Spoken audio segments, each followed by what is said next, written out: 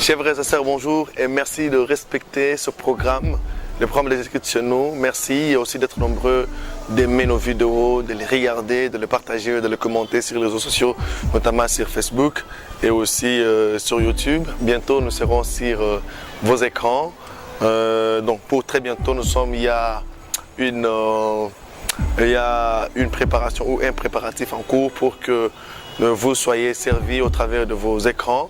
Nous sommes une famille, alors cette initiative est notre initiative et non pas mon initiative, et notre initiative à nous qui sommes amoureux de Jésus, à nous qui avons ouvert à Jésus les portes de leur cœur, de nos cœurs et qui lui avons hébergé Jésus.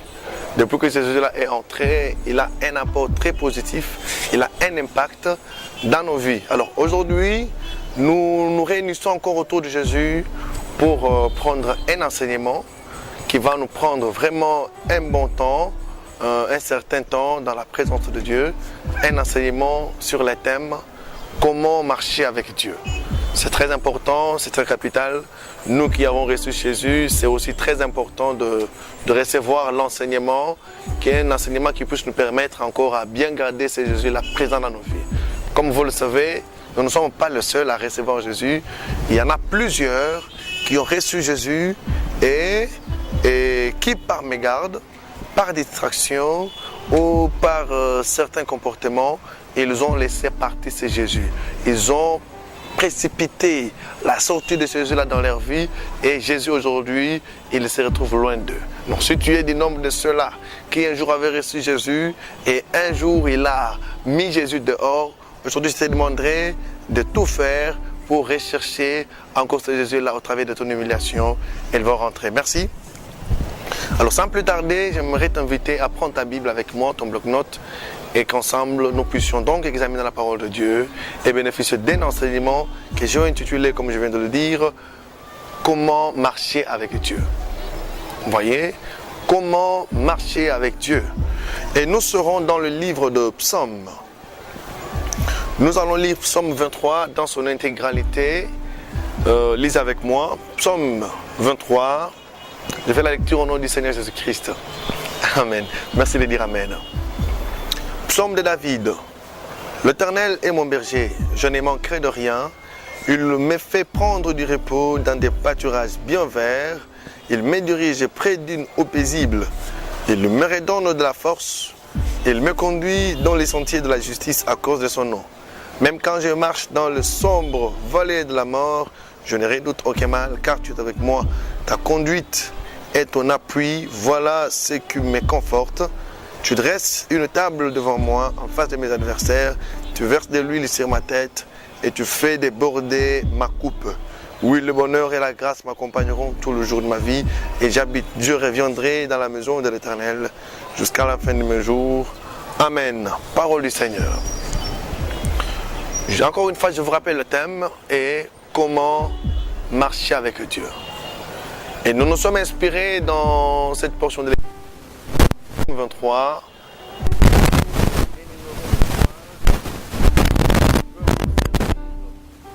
Donc, dans notre marche avec Dieu, des points qui nous seront très utiles. Dans ce psaume 23, il est question de David qui nous explique brièvement son parcours avec Dieu, d'où ils ont commencé et où David prévoit le terminus ou la finalité de sa course sur cette terre. Vous voyez, David commence par le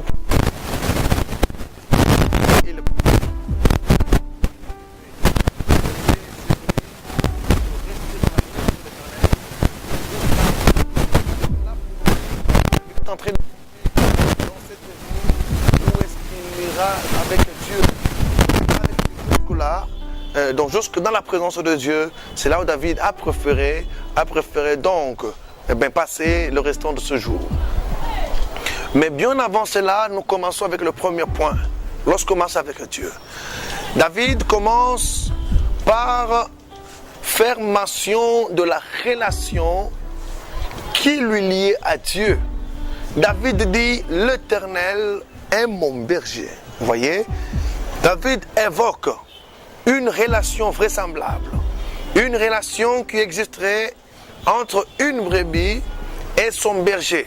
David dit, l'Éternel est mon berger, et faisant que, étant que Dieu occupe la place du berger, David, lui, il va occuper, ou il se contente d'occuper la place de la brebis.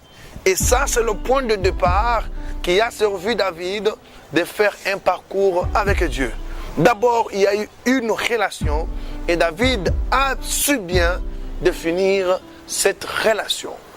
Vous voyez, donc, par là, pour être bref, je dirais que pour marquer un premier pas avec Dieu, un deuxième pas avec Dieu, un troisième pas avec Dieu, quitter avec Dieu de 0.0 à 1000, à 2000 et dans l'éternité, eh bien, cela commence d'abord par la relation. Savoir donc définir quel type de relation tu entreprends avec Dieu. David a défini, il a donné un sens à sa relation avec Dieu. Une relation vraisemblable, une relation qu'on trouverait chez un berger et une brebis.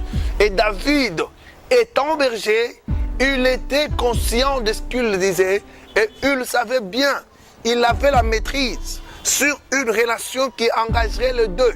Une relation qui engagerait un berger, une relation qui engagerait aussi une brebis. Étant conscient et ayant de l'expérience, David va dire, l'Éternel est mon berger. Il commence d'abord par là. Il n'a pas commencé par tout ce que nous trouvons dans ces psaumes. Il n'a pas commencé par nous dire qu'il est loin de ma tête. Il n'a pas commencé par nous dire, il restaure mon âme. Mais il commence d'abord par nous présenter sa relation avec Dieu. Voilà ce qui est le point de départ dans la marche avec le Seigneur. Tu voudras marcher avec Dieu, il faudrait d'abord définir quel type de relation entreprends-tu. Et cela, ce n'est pas seulement avec David. Voyons aussi avec le Seigneur Jésus. Lorsqu'il est venu sur cette terre, au jour de sa chair, il a tout fait. Il voulait d'abord qu'en premier lieu, le monde ou l'humanité soit informée du type de relation qui le liait à Dieu. Quel type de relation il entreprenait avec le Seigneur. Peu importe le risque qu'il courait en voulant cela, mais seulement il voulait que l'humanité sache qu'il était le Fils de Dieu et que Dieu était son Père. Imaginez-vous combien de fois il a risqué d'être lapidé seulement parce qu'il aurait dit aux Juifs que je suis l'enfant du Fils de Dieu, que je suis le Fils de Dieu, que Dieu est mon Père. Voyez?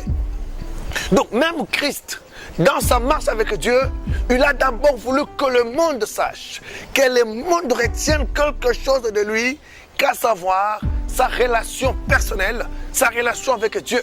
C'est ce que David fait ici. David veut d'abord que nous sachions, veut d'abord que nous ayons une image centrée sur le type de relation qu'il entreprend avec Dieu.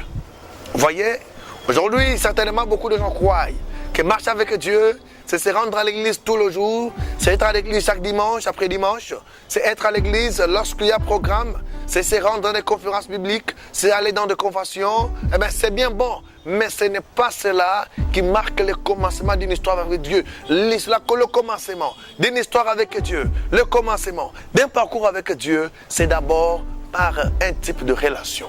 Oh, gloire au Seigneur, puisque le Seigneur a tout prévu. Voyez-vous, même avec le cas de David, David était conscient de sa relation avec Dieu. Et nous voyons même dans le livre de Samuel, Dieu qui en témoigne, qui rend aussi témoignage de sa relation personnelle avec David.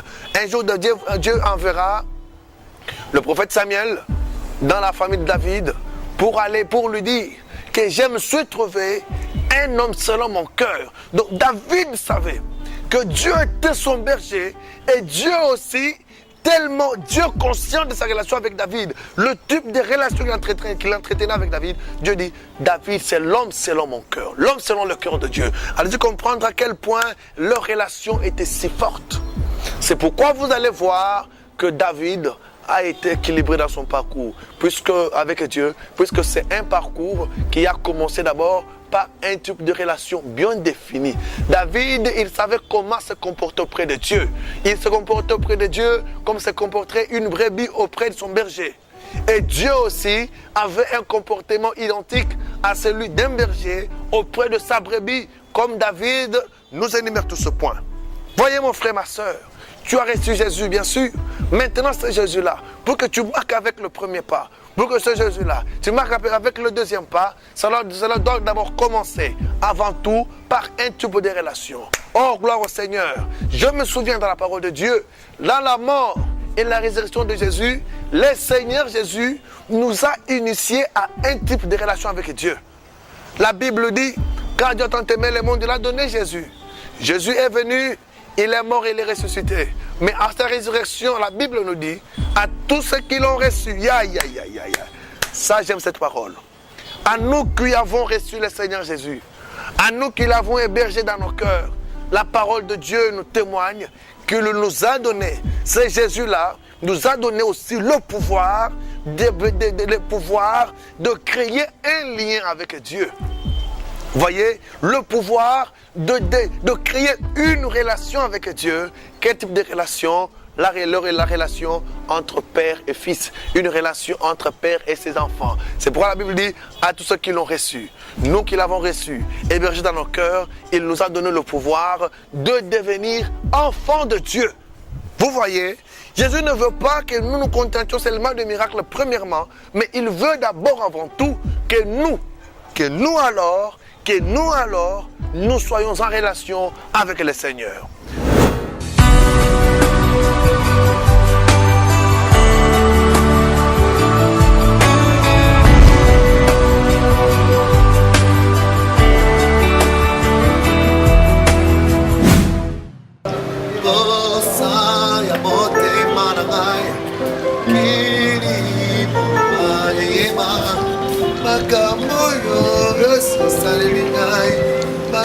Kota na mamoina na mesingalo niko mekena maladi ngamolinga na liwa makamoyo salie bana yokota na bomoina na komisinga mwana zambe oye bisanga ebongo makamwe na bomba qu'est-ce que ça sonne Tapoy como mayango,